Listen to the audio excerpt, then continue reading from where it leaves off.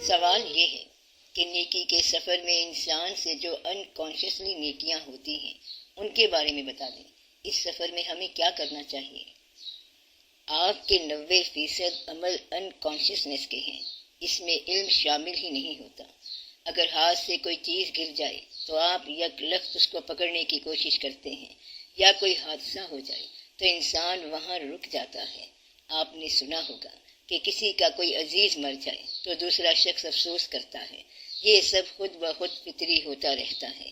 انسان کی فطرت ہے کہ وہ یا تو نیکی کی طرف یا پھر بدی کی طرف مائل ہوگا۔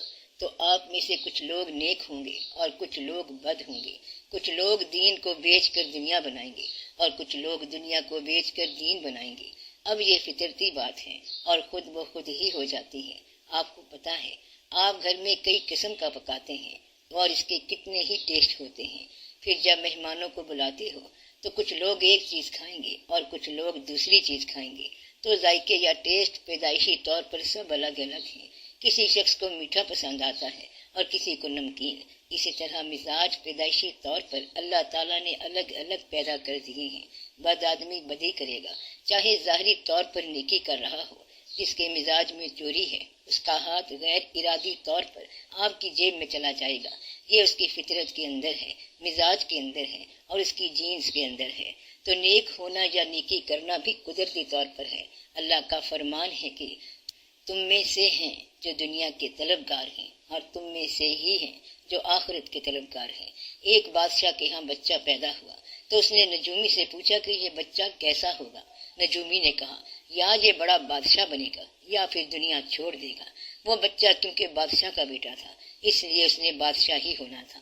بڑا ہوا تو اس کی شادی ہوئی اور اس کے ہاں بھی بیٹا پیدا ہوا۔ ایک روز وہ سیر کر رہا تھا تو اس نے دیکھا کہ ایک جلوس آ رہا ہے۔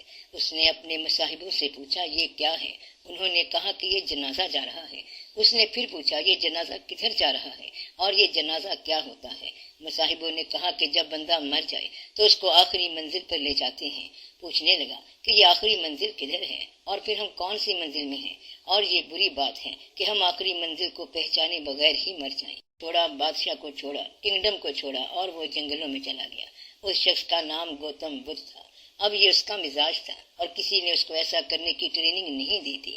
وہ سب کچھ چھوڑ گیا اور پھر وہ اپنی ٹریننگ کے بعد واپس آیا۔ انسان کا ٹیسٹ خدا داد ہے، یہ پسند کرنا اور یہ ناپسند کرنا، نیکی کرنا اور نیکی نہ کرنا، مہمان کی مہمان نوازی کرنا، یہ سب اللہ کی طرف سے اس کے مزاج میں ہوتا ہے۔ اچھے انسان کا مزاج یہ ہے کہ وہ قتل کر سکتا ہے لیکن نہیں کرتا۔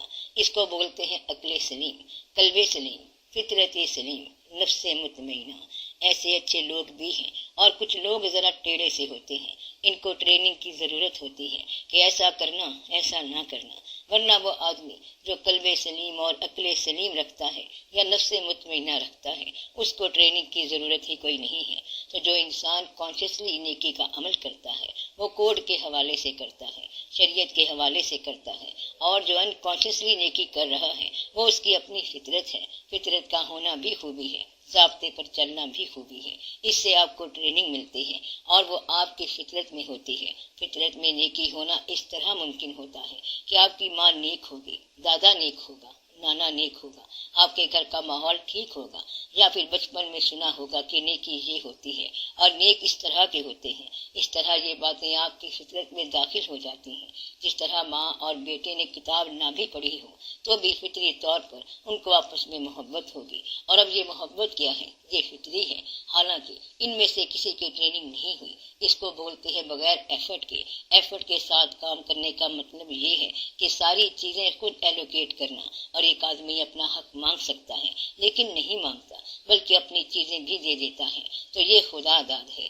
اسی طرح نیکی بھی خدا داد ہوتی ہے، نیک لوگ بھی خدا داد ہوتے ہیں۔ ایسے لوگ ضرور ہوتے ہیں، ان کو نیکی نہ سکھائیں تب بھی وہ نیک ہوتے ہیں۔ پیغمبر اپنی بعثت سے قبل بھی پیغمبرانہ عمل کرتے ہیں۔ پیغمبر نامزد ہونے کی ایک تاریخ ہوتی ہے جب وہ رسول، نبی اور پیغمبر بنتے ہیں۔ اس دن پیغمبر اپوائنٹ ہو جاتے ہیں۔ اللہ اس دن سے انہیں اتھارٹی دیتا ہے کہ آج سے آپ پیغمبر ہیں، اور اس دن کے بعد وہ جو عمل کرتے ہیں اس سے پہلے بھی ان کا عمل وہی تھا۔ وہ ہمیشہ سے سچ بولتے تھے۔ پیغمبری سے پہلے بھی انہوں نے کبھی جھوٹ نہیں بولا تھا، کیونکہ یہ ان کی فطرت تھی۔ تو کچھ لوگوں کی فطرت شریعت کے عین مطابق ہوتی ہے، اور یہ شریعت میں داخل ہونے سے پہلے بھی شریعت کے مطابق ہوتی ہے۔ پیغمبری نازل ہونے سے پہلے بھی حضور پاک صلی اللہ علیہ وآلہ وسلم کی زندگی قرآن پاک کے مطابق تھی۔ تو یہ کیا ہے؟ یہ ودیت ہے، یہ فطرت سلیم ہے۔ ہم لوگ اسلام میں آ کر مسلمانوں کے عمل کی کوشش کرتے ہیں۔ اب مثلاً اللہ کا حکم ہے کہ زکوٰۃ دو، مگر کچھ لوگ ہیں جو زکوٰۃ سے پہلے ہی اپنے پاس کچھ نہیں رکھتے، وہ اپنا مال غریبوں میں بانٹ دیتے ہیں۔ یہ ہے فطرت۔ تو فطرت کو نیک کرنے کی ٹریننگ ہی کوئی نہیں ہے۔ فطرت عام طور پر موبیلائز نہیں ہوتی، مولڈ نہیں ہوتی، بس تھوڑی سی کرٹیل ہو جاتی ہے، یعنی تھوڑا سا بنا سوار کے فطرت کو الٹر کر دیتے ہیں۔ ورنہ عام آدمی کو آپ خبردار کرتے ہیں کہ برداشت کرنا میرا مزاج ہے، لیکن تھوڑا سا خیال کر، کیونکہ تیری آزادی وہاں ختم ہو جائے گی جہاں سے میری آزادی شروع ہوگی۔ اب یہ اس شخص کی ٹریننگ ہوتی ہے، ورنہ انسان کو اللہ تعالیٰ نے ایک مزاج میں پیدا کیا ہے۔ کہتے ہیں ایک ملک آزاد تھا اور اس میں سڑک کے درمیان میں ایک بوڑھی عورت چل رہی تھی، تو اس سے کسی نے کہا کہ آپ راستے کے درمیان سے ہٹ جائیں۔ اس نے جواب دیا کہ ہم آزاد ہیں۔ اس نے کہا آپ کو سڑک کے درمیان میں چلنے کی آزادی ہے، تو پھر سڑک پر گاڑی چلانے والے کو بھی آپ کو کچلنے کی آزادی ہے۔ تو بات اتنی ساری ہے، اور یہ ٹریننگ کی بات ہے۔ ٹریننگ میں تب غلطیاں آ جاتی ہیں جب تک کہ اوپر سے کوئی ضابطہ نہ ہو۔ فطرت کے اندر یہ بات نہیں ہوتی ہے۔ دیہات کے اندر رہنے والے، پہاڑوں پر رہنے والے، ان پڑھ علاقے میں رہنے والے اور جزیرے میں رہنے والے ضابطہ اخلاق کے بغیر ضابطہ بنائے ہوئے ہیں۔ ایسا کیوں ہوتا ہے؟ یہ ان کی فطرت ہے۔ انسان جو ہے، اگر انسان کے کام آئے تو یہ فطرت ہے۔ انسان کے ضرور کام آئے۔ ایک آدمی دوسرے آدمی کے پاس گیا کہ بھائی ذرا حالات خراب ہیں، پیسے نہیں ہیں، دوائی لے دیں۔ اس نے کہا کہ پہلے آپ مجھے تیسرا کلمہ سناؤ۔ اس نے جواب دیا کلمہ تو یاد نہیں ہے۔ اس نے کہا کہ گیٹ آؤٹ، دوائی نہیں ملے گی۔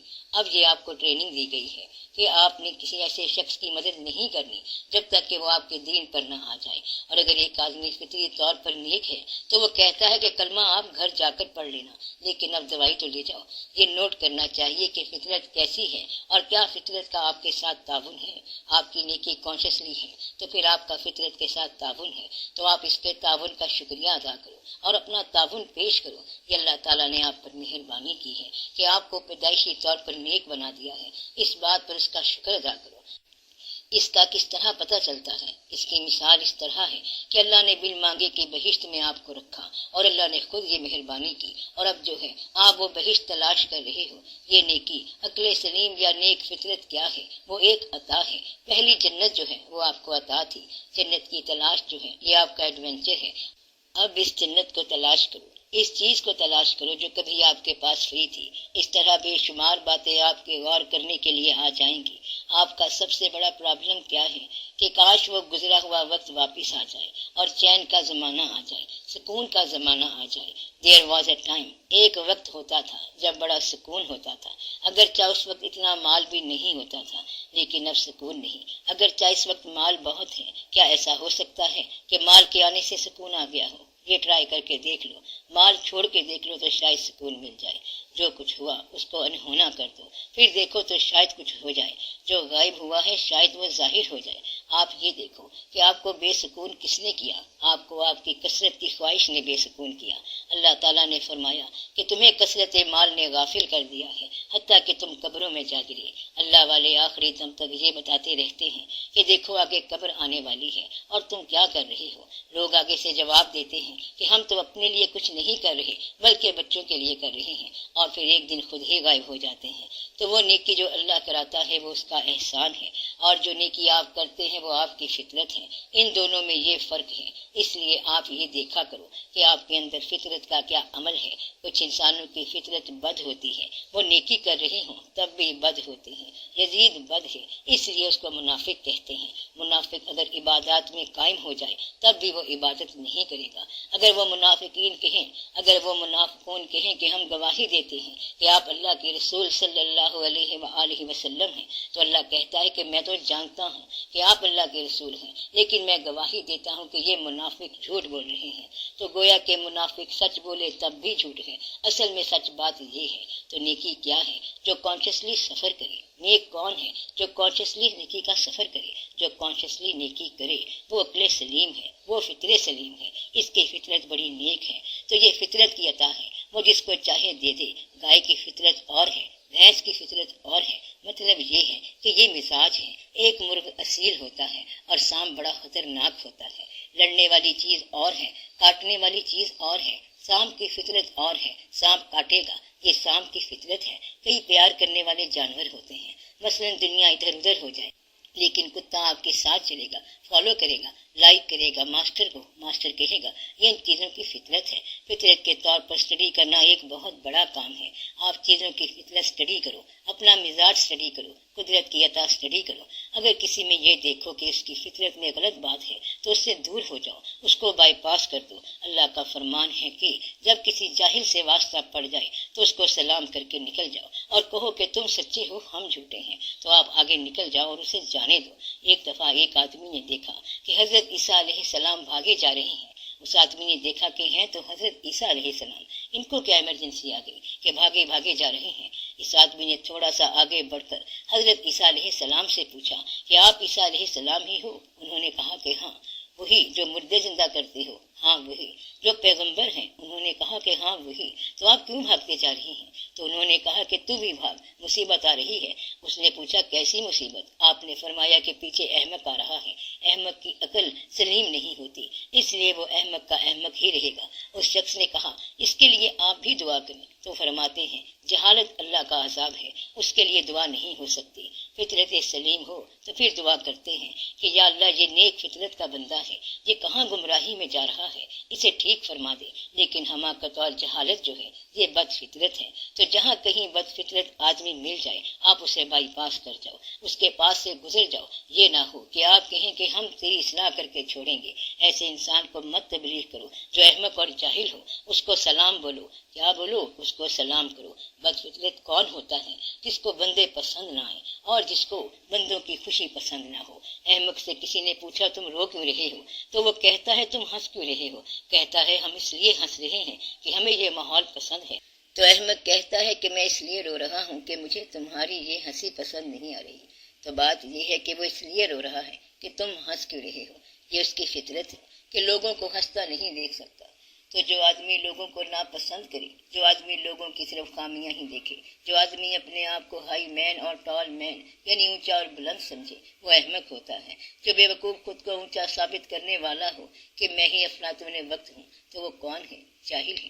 جب کوئی آدمی اپنے آپ کو فاقیت والا سمجھے اور اپنے آپ کو سپر انسان سمجھے، بلند ترین انسان سمجھے، وہ آدمی جاہل ہے اور آپ اس کو بائی پاس کر دو۔ یہ احمق ہے جو خوش فہمی میں مبتلا ہے اور اپنے آپ کو سپیریئر سمجھ رہا ہے۔